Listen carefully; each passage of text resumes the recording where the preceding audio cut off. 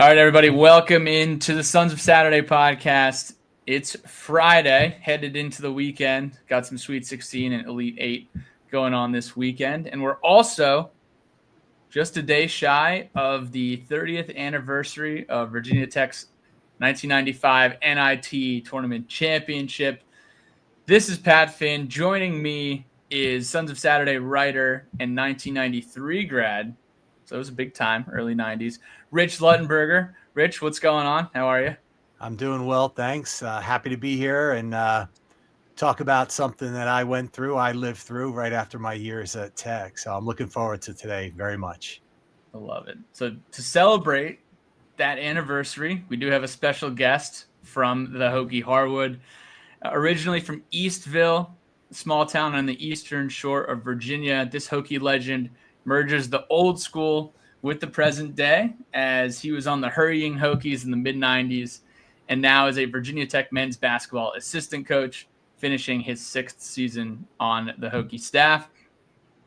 Our guest is one of 4 players in Virginia Tech men's basketball history to score 1,000 points and grab 1,000 rebounds. He's currently 3rd in rebounds at Virginia Tech, 7th in career steals, and 11th in career scoring. His 123 consecutive starts is still a Virginia Tech men's basketball record. His number 20, next time you're in Castle, look up because it's hanging from the rafters of Castle Coliseum, and he is one of just 4 men's basketball players to earn that accolade. And, of course, he's a Virginia Tech Hall of Famer as well. A fan favorite as a coach and a player. Please welcome the soft-spoken, big-hearted Hokie legend, one of the best Hokies to ever play at Castle Coliseum, Adrian Ace Custis. Pat, thanks for having me. Rich, thanks for joining in. Thanks for Sons of Saturday for having me and giving me this opportunity to be with you guys this afternoon. During the introduction, you gave an introduction, made me want to get up and run out on the court. I felt like it was game time. But it's a pleasure to be here, and I'm looking forward to spending some time with you guys today. Awesome. Well, we are happy that you are spending your Friday afternoon with us. And before we dive into some questions that we prepared for you, we're going to start with the usual Hokie haiku. And the first one was submitted by our very own Pete McGee. They call him the Ace Custis of haikus. Pete McGee says, "An ace up our sleeve, a championship leader. Show him how it's done." Awesome. I've got one too. For those who don't know, I am an English teacher by day. So Pete McGee, I hope you're happy with this one. All-time Tech hooper. He's not our king. He's our ace. Double 1,000 club. Such kind words. I'm hearing such kind words today. Let's keep it going. I love this. Well, it's easy when you're talking to a legend. It really is. So, Coach, we're going to start with your early years. First question goes way back to the beginning. Your nickname. Everyone calls you Ace, not Adrian. You even have the Ace of Spades tattooed on your arm. Tell us how you got that nickname and when and why you chose that tattoo. As a youngster, I was always around my grandfather. My grandfather was my idol. I looked up to him. He used to go fishing, whether it be doing lawn care in the yard, anything he did, I thought it was the best thing to be involved in. And I was always up under his sleeve. And he gave me the nickname Ace. He said I was his number 1 ace. And it kind of gravitated to everybody in my neighborhood. And then I started playing Little League sports. The coaches was calling me by my nickname Ace. And then as time went on, everyone kept calling me Ace. My head coach here at Virginia Tech, Bill Foster, he probably didn't even know my real name.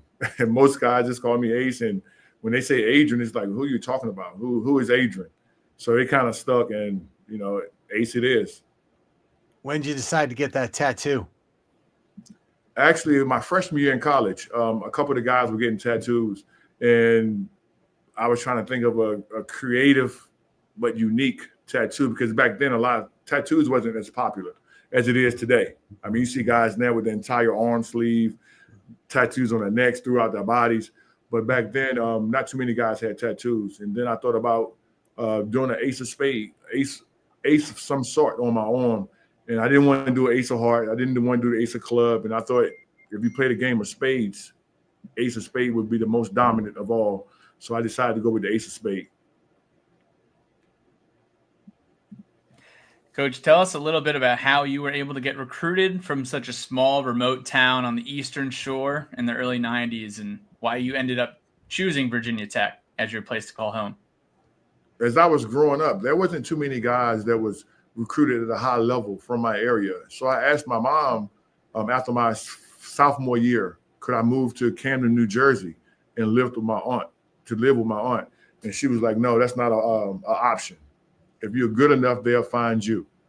And after my junior year, some representative from Boo Williams called my mother and called to the school and asked if I want to be a part of the Boo Williams AAU program. Being from a small town, I didn't know what AAU was. I didn't know anything about Boo Williams. And my high school coach said it would be a great chance for me to be seen on a national level by college coaches. I joined Boo Williams, and that's when Coach Bobby Hussey seen me in Jonesboro, Arkansas at an AAU event. And that's how I ended up being recognized and seen by Virginia Tech and committing to Virginia Tech. Nice. You mentioned Camden. Pat and I are both Jersey guys. We're from the northern part of the state, but why Camden? My aunt, after she graduated, after she finished high school, she moved to Camden, New Jersey. Okay. So I was going to move in with her for my senior year, my junior and senior year. But my mom said that was not an option. So I had to find a way to be seen by college coaches from the little old Eastern Shore of Virginia. It worked out well. It did. Yes. And you mentioned Coach Foster. So I want to ask you about him because, when he came to Tech and you came to Tech, turned the program around. It was like a 10-year slumber almost. And Foster was a very highly respected and beloved coach. He built the program at Charlotte. Then he moved on to be successful at Clemson, then Miami, and then ultimately Virginia Tech, where he finished his career with 533 wins. What was it like playing for Coach Foster? I loved playing for Coach Foster. I would run through a wall for Coach Foster. I mean, he was a player's coach. He understood how much you needed to practice. We didn't practice a long time in December and January. He always had the saying, I need your legs in March, not November. So we didn't do all that conditioning, but we had strenuous practices, hard practices. I mean, he was a real player's coach. So moving along to the famed NIT, Tech goes 20-10 that year, and Virginia Tech was on the bubble, and unfortunately no bid. But a couple wins and a terrific run to make it to the Garden and win the NIT. Would love to hear about how you and the team were able to lock in, and how did you and your teammates focus on winning that championship rather than having a letdown of not getting into the big dance? Winning the NIT was a great experience. It was an honor to be a part of it, honor to win it. But the night of the selection for the NCAA tournament, and we didn't get in. We was on the bubble, and we didn't get in. It was a disappointing night. I mean, I remember sitting with some of the guys on the team, and we was hurt. But we made the pledge to each other that we was going to go out and be the 65th best team. If they didn't feel that we could be a part of those top 64 teams to be in the NCAA tournament, we said we was going to be 65. And I felt like we fought every day, whether it be in practice or in the games.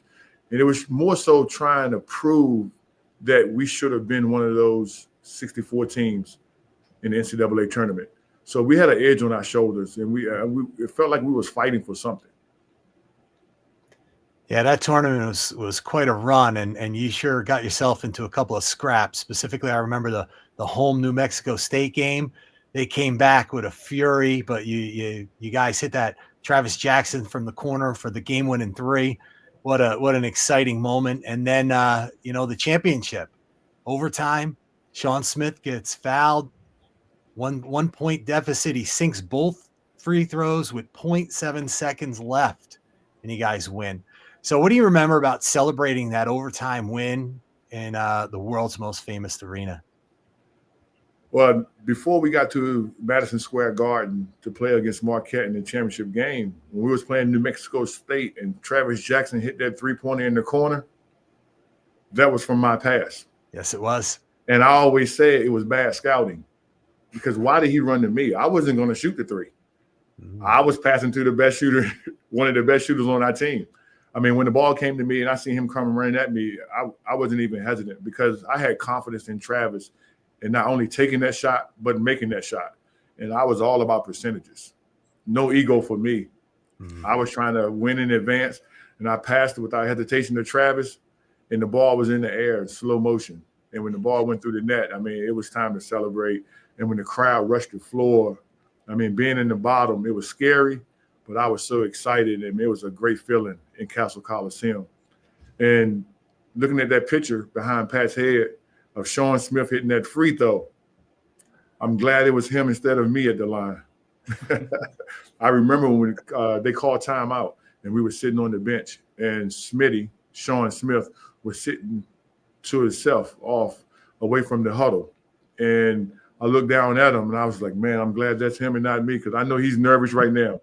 I'd have been a little shook. Sean was a better free throw shooter than me as well. But when he went out, he knocked those free throws down. And, I mean, it seemed like it was yesterday. I mean, the celebration in Madison Square Garden, I mean, I felt like we had accomplished what we had set out to do, and that was to be the 65th best team. Yeah. Here's the you can see that. There's the full picture of Sean going up for those free throws, less than a second left. That's nice. Yep, 0.7 seconds. I've seen that picture. I mean, it's embedded in my head. That I was there for both of those MSG games since I don't live that far out the city. And my vantage point was just a little bit same view to the other side, about 10 rows back. So I knew that I was going to be close. I devised a little plan to try to get on TV, and I made a poster of your tattoo, the Ace of Spades. Little did I know that poster would end up in a Virginia newspaper and surface a quarter of a century later when my friend shows it to me. Pat, why don't you bring up that photo too? Ace, do you remember when I showed you this one from a couple of years ago? Yes, I do remember that. I remember that vividly. That was a lot of fun. I see Corey Jackson standing right behind me. Yes. He actually came to our game when we played against California this year in California. But I do remember that picture very vividly. That's great. I didn't know that was taken, but you know what I do know, Pat, you can take that down. That card, I still got it. Oh, wow. 65, 64. Yeah, I went home and I doctored it up for those who are listening and not watching. I'm holding up that card, and I got Bill Foster's signature down here. Ace, you're right up here. All right, I see it. That's awesome. Yeah, awesome. Great memories. Yeah, great memories. Yeah, it's a great time. And now looking back at it, right now, winning the NIT would have been it's a better feeling than going to the NCAA losing in the first or second round because that memory really sticks with me. Yeah, it's a championship. It's a championship. You won a tournament. Yes. You know?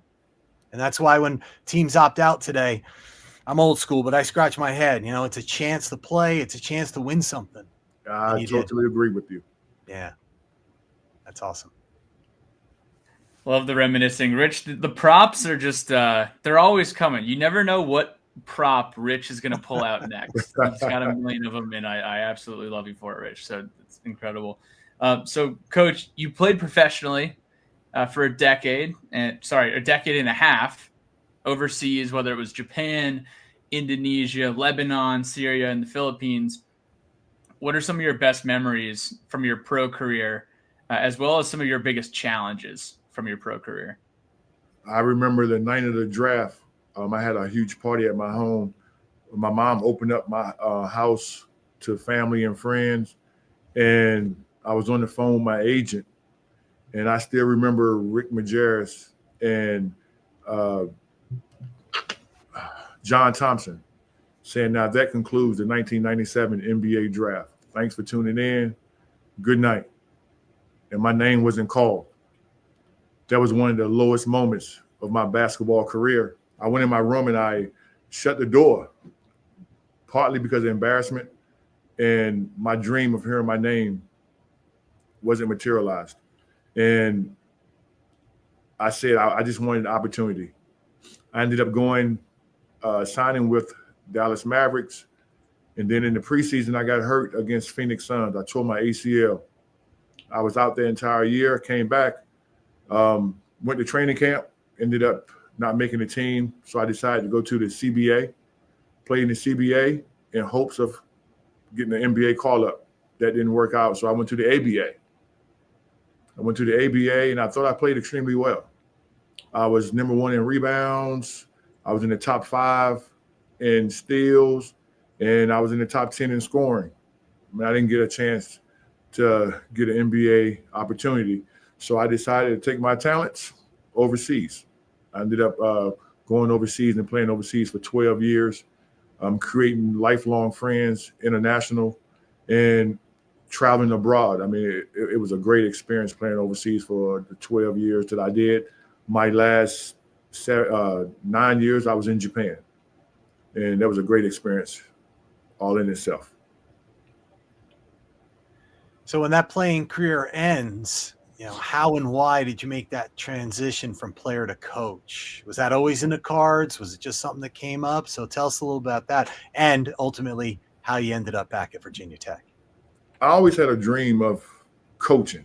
I wanted to be able to give back to student athletes the same opportunities and the same lessons that I had instilled into me. And when I was in high school, I said, once my playing career is over, I didn't know how long I was going to play.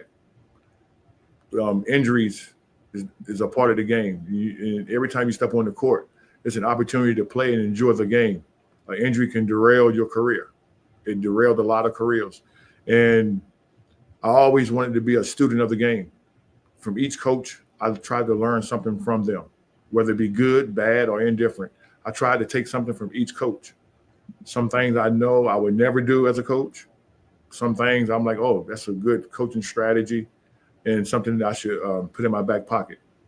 And I wanted to play until an older gentleman told me when I was playing, I said, how long should you play? And he said, until your wheels fall off. And I felt like I played until my wheels fell off. I mean, there was times the night before a game, I'm like, how can I get up and play tomorrow? And, the competitive side of me, when it was game time, I found a way to get on the court. But those years and all started to take a toll. And it was a fight just to get on the court sometimes through pain. And I felt like the wheels had fell off and it was time to hang up my shoes and start a college coaching career. I started my college coaching career. I worked out a big man over at Christopher Newport in Newport News, Virginia. Coach K gave me an opportunity to come and help him out. I was there for a couple of weeks, and then I had an opportunity. Coach Lonnie Blow gave me the chance to go to Virginia State in Petersburg. It's a Division II and a CIAA. I was there for a year, and I started to learn and enjoy teaching the game of basketball to the student athletes. And then after there, I went on and joined Bobby Collins' staff at the Maryland Eastern Shore, at the University of Maryland Eastern Shore, and I was there for 5 years. And when Coach Young got the job here at Virginia Tech, wow, the opportunity to come back home. The university gave me so much. I even found my wife here at Virginia Tech. She's a Hokie. And to come back to the place that my mom dropped me off in 1992 for a summer transition program, years later, to have that chance to come back, I mean, it was a blessing. Yeah, totally feel that. And at Virginia Tech, your job title is Special Assistant to the Head Coach. Can you walk us through a little bit more about your specific roles and responsibilities, whether it's both practice and games? I'm the liaison academics from the academic counselor, Alex Wynn, to the coaching staff here. I go on some speaking engagements with some alums. I also work with the bigs in practice. So a lot of the post players, I do a lot of that skill development. So that's an opportunity for me to get on the court. I help out with the scouting reports and different things throughout the basketball daily operations. And now, as a coach in today's day and age, It's been well documented that, you know, the NIL and transfer portal times are extremely challenging, and a lot of your peers in the ACC, you know, they've left, unfortunately, citing these challenges. So rather than reopen that can of worms, why don't you tell us the other side of it? What are you and Coach Young and the rest of the staff doing to stay fresh, stay happy, stay motivated to coach this game that you love in such a challenging environment? A lot of things around the game of basketball has changed, but basketball has not. When you get an opportunity every day to go out on the court and be with these young men, teach these young men, and see them grow from point A to point B, whether they're here 1 year or 4 years, being able to be a piece of their career. I mean, that's the rewarding part for me. The NIL part and the landscape of basketball today. If I had some hair, I'll pull it out. But it's a whole nother task, and a whole nother it's challenge. It's a challenge each and every day. But everyone in college basketball, college sports, college athletics is dealing with this. So it's an animal that we all have to tackle each and every day. Refreshing your computer, see who's in the portal, see what's going on, who's signed where. So, I mean, it's a challenge, but, you know, we'll get through it, and we'll have Virginia Tech in a better place next year this time. Coach, what do you like most about coaching at your alma mater, and what do you like most about coaching with head coach Mike Young? Coaching at my alma mater, there's no other greater feeling. When I walk across campus, I think about and I revisit me as a youngster before the gray. Me as a youngster walking across campus. So much has changed, but so much is the same. The love in Blacksburg, still the same. Buildings change, but the family atmosphere is still the same. And I love that my kids are able to go to the local high schools here and come to the basketball games, go to the football games, and opportunity that I didn't have growing up and being around Virginia Tech as a youngster, they're experiencing at a lot earlier age. Coaching for Coach Young is a great opportunity. He's a great coach. He's an offensive genius. I mean, and he's a better person than he is coach. He makes coming to the office fun. I mean, when we travel, I mean, he's respected by all coaches, and his knowledge of the game, and he's such an approachable person. I mean, he creates conversations, start conversations with a random person walking down Main Street. He's approachable. I mean, he is Virginia Tech. He's a Southwest Virginian to the heart. And Virginia Tech is lucky to have him. Yes, we are. Yes, we are. To add to that on the less serious side, I mean, we love Coach Young, but he also gives us a lot of laughs, and a lot of the outrageous things he says make their ways around. So what is your favorite Mike Youngism? You know, what's one of the funniest things or favorite things you hear him say that really puts a smile on your face? I mean, just his energy, him as a person. It's not one thing in particular. It's him as a person, how he lightens the room, he lightens the mood. I mean, we can have a bad game and he'll find positives to share with the guys so that, you know, they're not leaving the arena with a sour taste in their mouth, even though we lost. He'll uplift these guys, even in the dreariest moments. And then little things that he does. When we're in the hotel, and, you know, we have a lot of our food catered in the hotel, you know, he'll have the team stand up and give applause to the waiters and the cooks when they come out to put the food out on the buffet style. And he'll thank them for making such a great meal for us. I mean, it's the little things outside of basketball that I love so much about Coach Young. So back to the 90s, 1996. Hokies get back to the dance for the first time in a decade.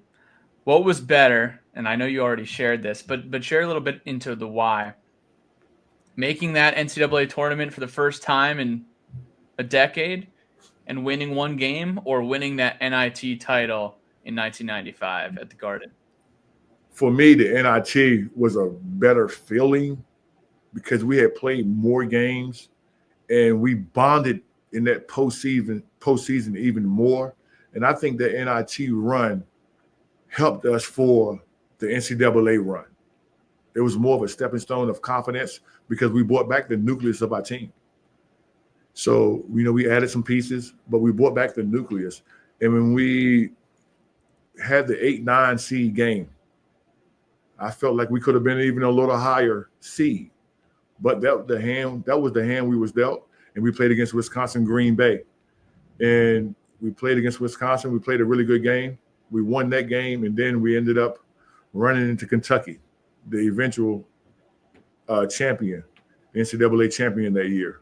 We fought them well. I think we played them the second best besides Syracuse that year in the NCAA tournament. I mean, it was a good run. It was a good ending to our season. Wish we could have went further, but we did lose to the eventual champions. Yeah. You had a tremendous 2-year period there, the 94, 95, 95, 96. 25 wins for 95. That's still the second most ever, I think, in Tech history. And I think your winning percentage the next year in 96, that's since World War I. I think it's the second best winning percentage in Tech history. So 48 wins over 2 years. That was quite amazing. And I mean, other than having talent, what would you say gave you and that championship springboarding you? What do you think it was about that team that gave you such success?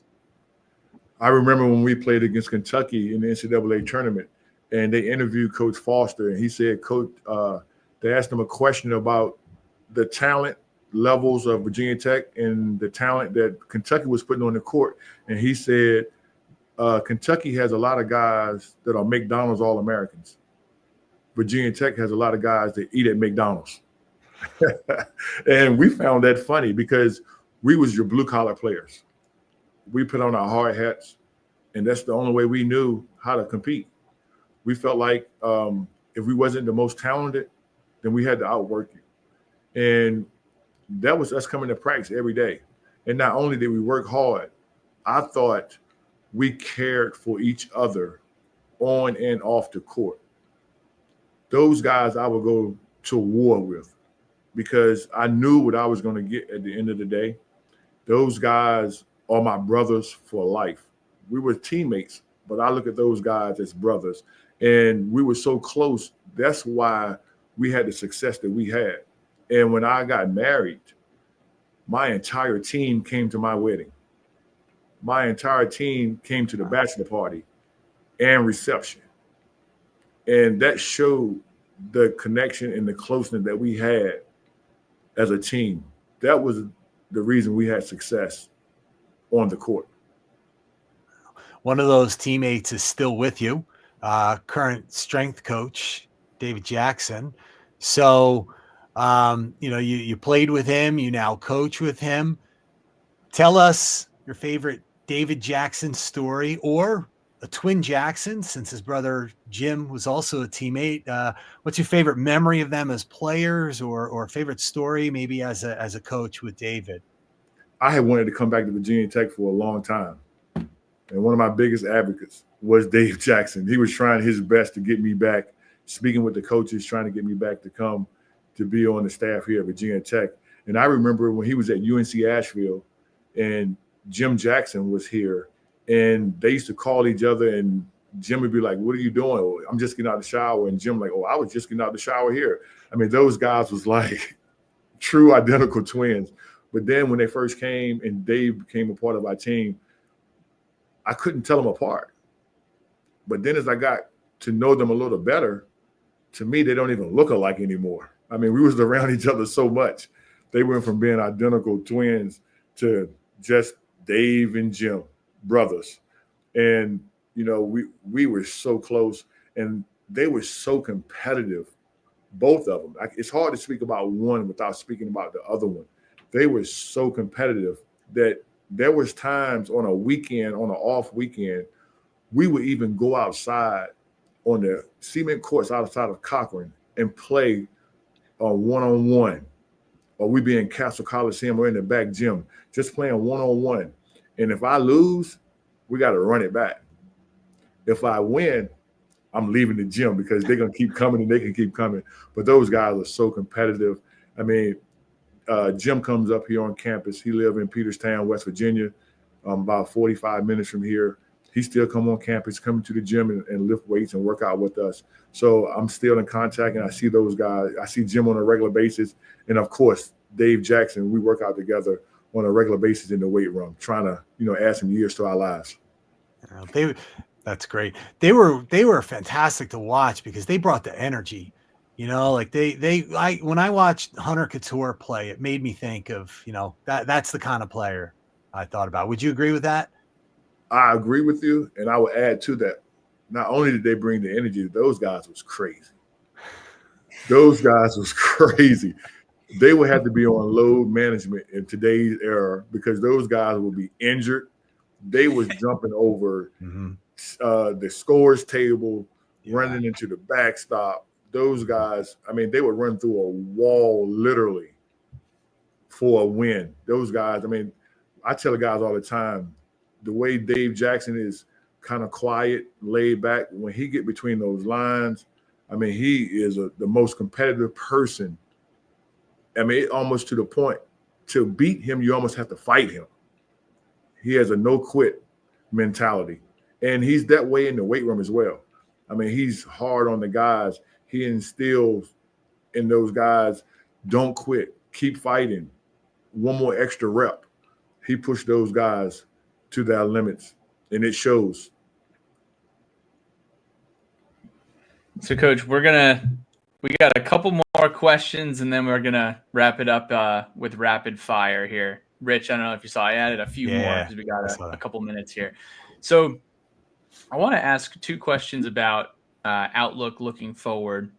First and foremost, I think we've seen a lot of improvement out of the big men that have been under your watch, whether it's Toby Lawal or Lynn Kidd, Malajal, Patrick Wessler. All of them got much better under your guidance. Can you speak to some of your philosophies when you're working out with big men? Each person's skill set is different. J.D. Byers spent a lot of time with Toby Lawal. I spent a lot of time with Lynn Kidd and Malajal Boutique and Patrick Wessler. Each one has different skill sets. Each one of them came in at a different level. And I just try to add a little bit to them. We watch a lot of film. We watch film and trying to break down, this is an opportunity to use this move. What was you thinking doing this move? Why did you do this move? Because then if I find out why they're doing the move, we need to get a counter. And Lynn Kidd really grasped at that. And there was times that it was challenging. I show him a move and he'd be like, Coach, that move is not going to work. I'm not going to use that move. But then he got confidence in his footwork and his patience. And it worked one time in practice and then two times in practice. And then he would do it in the game. Then he was more receptive to, okay, I'm open to any suggestions you have to change and enhance my game. And those guys, I can be in the gym with them, but those three guys was dedicated to getting better. Toby Lawal, one of the hardest workers I've seen here at Virginia Tech. He's in the gym nonstop, working on his perimeter game, his post game, trying to get better. So it's not only coaching, but it's the players that Coach Young brings here wanting to get better. And it starts mostly with the players because we're going to coach and we're going to try to get them better, but it's so much easier when they want to. Now, Pat, I'm just going to jump in, if you don't mind, with one more question here before we wrap up. So, Coach, going back to that photo from the Garden, the guy to my left was my friend Scott. And when I told him that I was talking, he was really excited, sends his regards, of course. But He wanted me to ask you. He said, with the outlook to next year, what do you think? What do you think the team needs to do to make the next step and get into the tournament next year? We have to get some quality guys around the guys that's returning. We have to get better at each and every position. And that only makes you better game time when you're able to compete at a higher level in practice. And by guys being able to push each other in practice, that's going to carry over to more wins when we go out for games. So we're combing through the transfer portal. We have 2 outstanding freshmen coming in next year. Looking forward to them joining us this summer. And we're going to continue to build this program into a program that not only we're happy with, but our fan base is as well.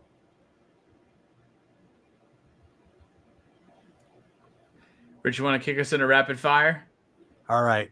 Yeah. So, Coach, with this, we're just going to ask you a couple questions that are, short answers, and we'll just move from one to another. So, the first one we got for you is, what's the favorite arena you ever played in?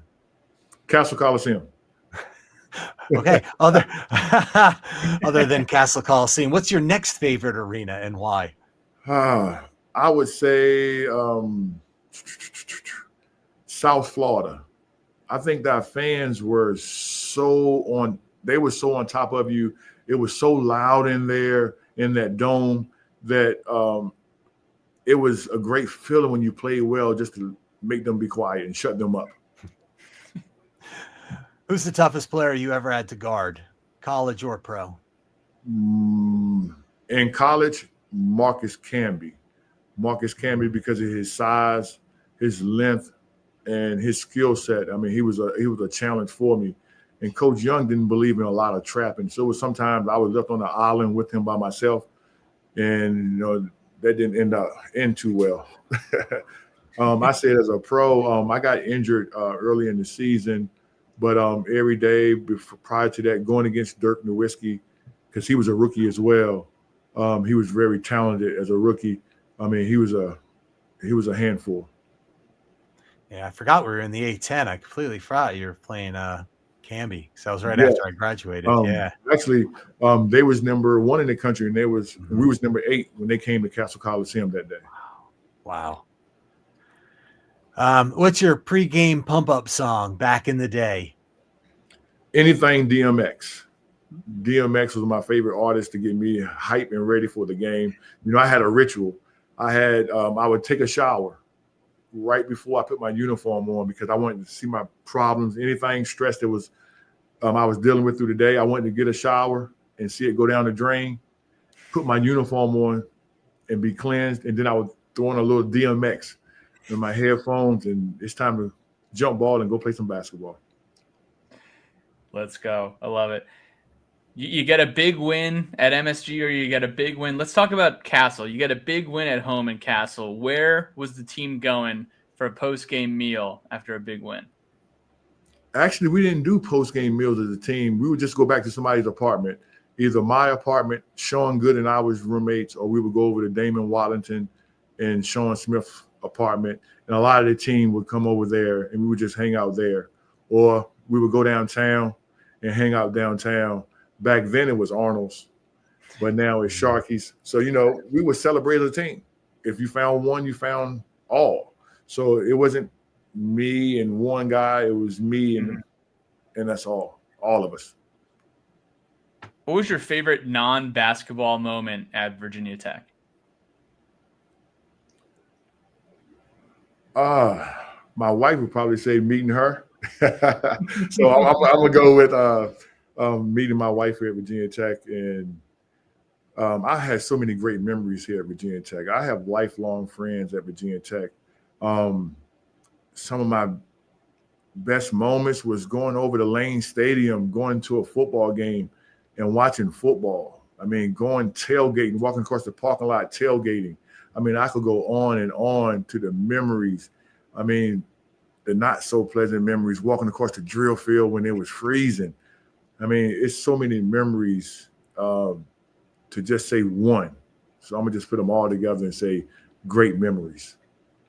And what does being a Hokie mean to you in one word? Family. Family.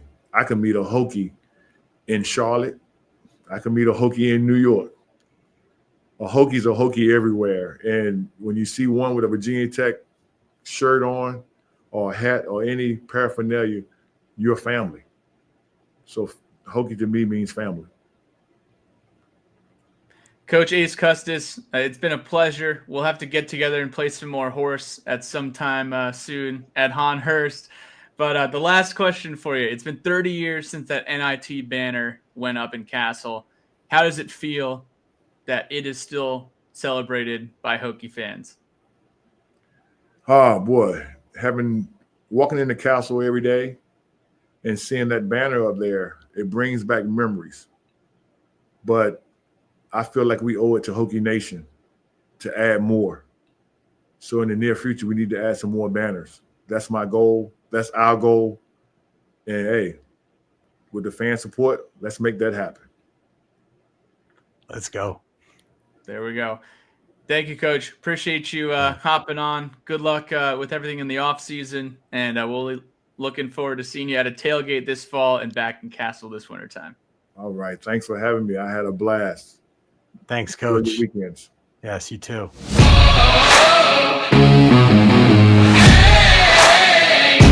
Hey!